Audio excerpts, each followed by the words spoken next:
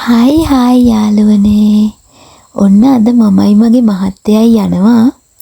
මගේ මහත්තයාගේ ඉස්සෙල්ලාම අපි පටන් ගත්ත අන්නාසි වත්තට. ඔයාලන්ටත් පෙන්වන්න කියලා මට හිතුණා ඉතින්. අපි දැන් මේ වත්තට යන ගමන් තමයි ඔය ඉන්නේ. බලන්නකෝ. අද මගේ වීඩියෝ එකෙන් ඔයාලට පෙන්වන්නේ මගේ මහත්තයාගේ ඉස්සෙල්ලාම එයා පටන් ගත්ත අන්නාසි වගාවයි මහත්තයාගේ අම්මයි තාත්තයි සහ ඒගොල්ලන්ගේ කට්ටිය යාපනයේ ට්‍රිප් එකක් යනවා. එයාලා ඒකට ලෑස්ති වුණේ කොහොමද කියලා ඔයාලට මම මේකෙන් පෙන්නනවා. ඔන්න ඉතින් මොනවා කරන්නත් මට හැම දෙයකටම බඩගිනියනවා. උදේට කාලත් නෙවෙයි මං ගෙදරින් ගියේ. ඒකින්ද මගේ මහත්තයාට කිව්වා මට වත්තට ගිහිල්ලා කන්න මොන හරි අරගෙන යමු කියලා. ඔයාලට කියන්න දෙයක් තියෙනවා. හැබැයි මගේ වීඩියෝ බලනවා නම් අනිවාර්යෙන් subscribe කරලා යන්න. මොකද මම ඔයාලට දිගින් දිගටම වීඩියෝ දානවා. කමෙන්ට් කරන්න, like කරන්න, මතක ඇතුව කරන්න. මං අලුතෙන් තමයි YouTube channel එක පටන් ගත්තේ. ඉතින් මගේ වීඩියෝ වල අඩුපාඩු ගොඩක් තියෙනවා. මට පුංචි සපෝට් එකක් දෙන්න. මාව subscribe කරලා ඒ වගේ මං දාන වීඩියෝස් බලලා මට පුංචි සපෝට් එකක් දෙන්න. ඔන්න ඉතින් දැන් අපේ වත්තට තමයි ඇවිල්ලා ඉන්නේ. ඔය මං ඔයාලට පෙන්නන්නේ අපේ අන්නාසි ටික පරිස්සම් කරගන්න අපේ මහත්තයා ගහපු අර මොකද්ද කරන්ට් වැට. අන්න ඒක කරන්ට් වැට තමයි ඔය වෙන්නන්නේ. ගොඩාක් ඉතින් වැස්ස දවස් නෙමේ. ඉතින් කැලෑව චුට්ටක් වැවිලා තියෙනවා. යන්න චුට්ටක් අපහසුත් එක්ක ওই පාර තමයි තියෙන්නේ. ඒක තියෙන්නේ කන්දක් උඩ. ඉතින් හති දාගෙන උඩට නගින්න ඕනේ. මට නම් ඉතින් පුරුදු නෑ නැගලා. මහත්තයා නම් ඉතින් ඉක්මනට නගිනවා. එයාට පුරුදුයිනේ. එයා දවස ගානේ අනේක එන එකනේ. මං හිතන්නේ ඔය මාස 6කට වගේ සැරයක්ද කොහෙද මං ඔය ගියේ.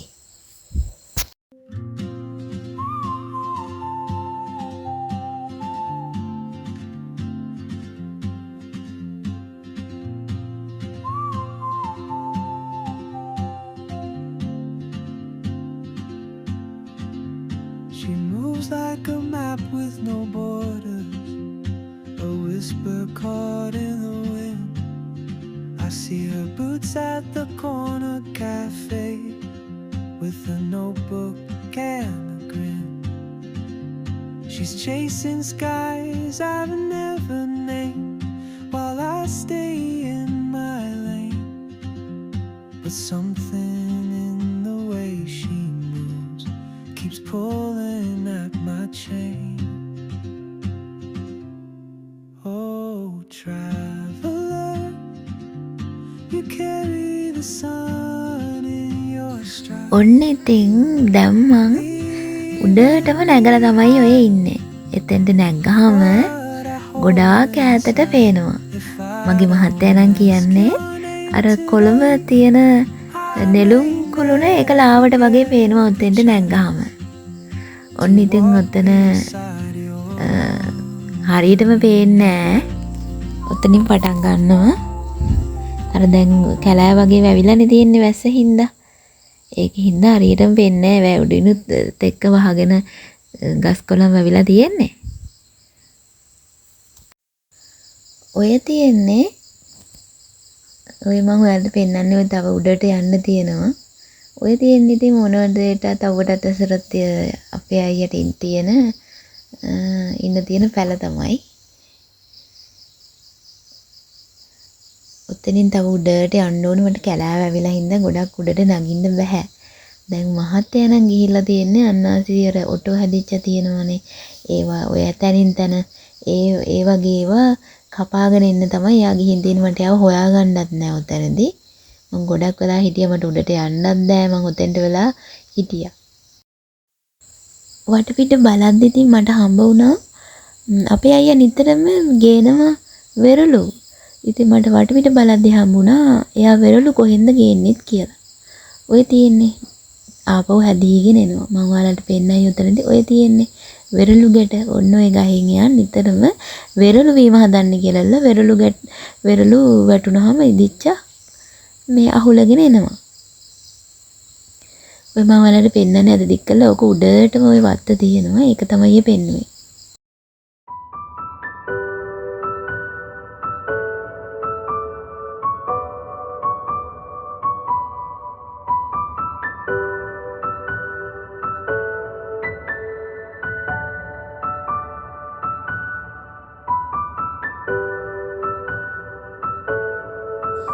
අනේ ඉතින් මට ගොඩක් දුක හිතුණා. මගේ මහත්තයා මේ වත්තට හැමදාම මේ කන්ද නැගගෙන ඇවිල්ලා අපි වෙනුවෙන් මේ මහන්සි වෙන්නේ. ඉතින් මට චුට්ටක් නැගලත් මෙහෙම මහන්සි නම් මගේ මහත්තයාට කොයිතරම්නම් මහන්සියක් දැනෙනවද කියලා මට මේ වෙලාවේ මම ඔය ඉතින් කල්පනා කර තමයි ඉන්නේ. ඒත් එක්කම එමීට වැටෙන වැහි බින්දු මගේ කොණ්ඩෙත් එක්කම තෙත් කරනවා. මම නාලත් එක්ක ආවේ. ඉතින් මං කොහෙන්ද අයියව පේන්නේ කියලා බලන ගමන් තමයි ඔය ඉන්නේ. අපි හැමෝගෙම ජීවිතවලට නොඑක් බාධාවල් එනවා. ඒ හැම දෙයක්ම ජය ගන්න මුදල් කියන දේ ගොඩක් ලොකුවටම ඕන වෙනවා. ඒකනේ තාත්තා, එතකොට මහත්තයා, සහෝදරයා, ඒ හැම පිරිමි කෙනෙක්ම ඉතින් එයාලා වයසට යනකම් ජොබ් එකක් කරන්න ඕනේනේ. ඉතින් එයාලා එච්චර කාලයක් මොනතරම් සල්ලි හොයන්න මොනතරම් දුකක් විඳිනවද කියලා ඉතින් මට මොහොතකට හිතුණා.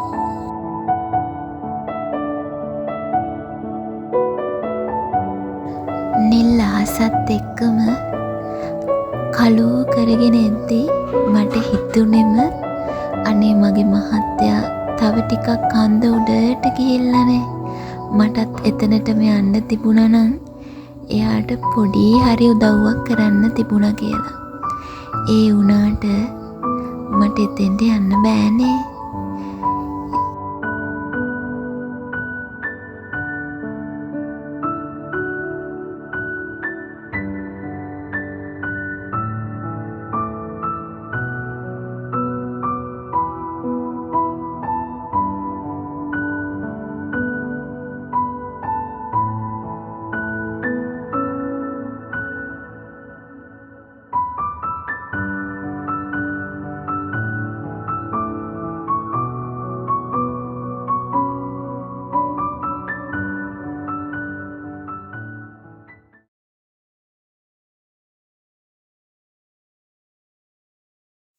වැස්සත් කමක් නෑ කියලා මම මෙයා පේන මානෙකවත් නැති හින්දා එයත් වෙනවනේ මාත් එමුණට කමක් නෑ කියලා ඉතින් හිතලා චුට්ට මං අඩි වත්තේ ඉස්සරහට යන්න තමයි ඔය බලන්නේ.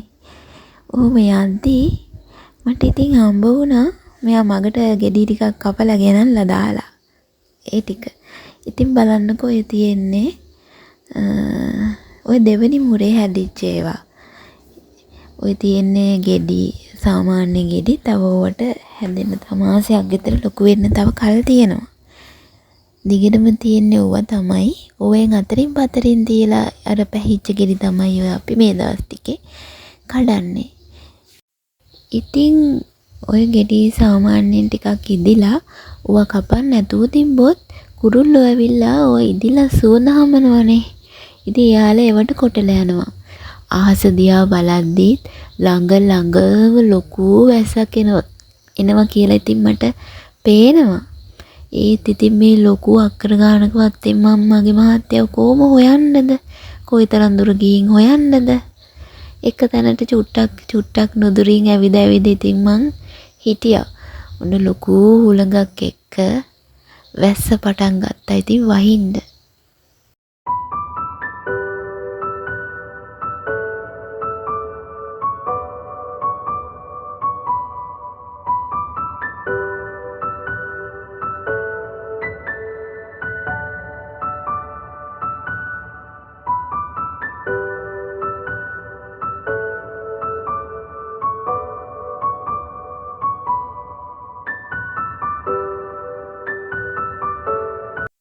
ඔන්න ඉතින් දැන් අපි දෙන්න ගෙදරට ආවා.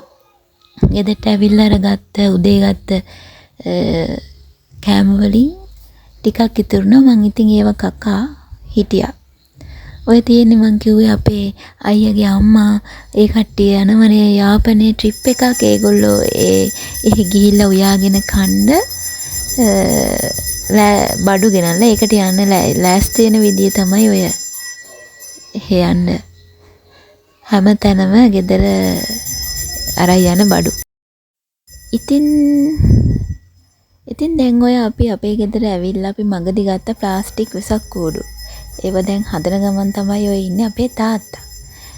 ඉතින් ඒ ප්ලාස්ටික් වෙසක් කූඩු ටික අමුණන්න ඕනේ. ඉතින් මම දැන් මගේ මේ වීඩියෝ එක මෙතනින් ඉවර කරනවා. ආයෙත් මම ලස්සන වීඩියෝ එකක් දානකම් ඔයාලා මාව subscribe කරලා තියාගන්න.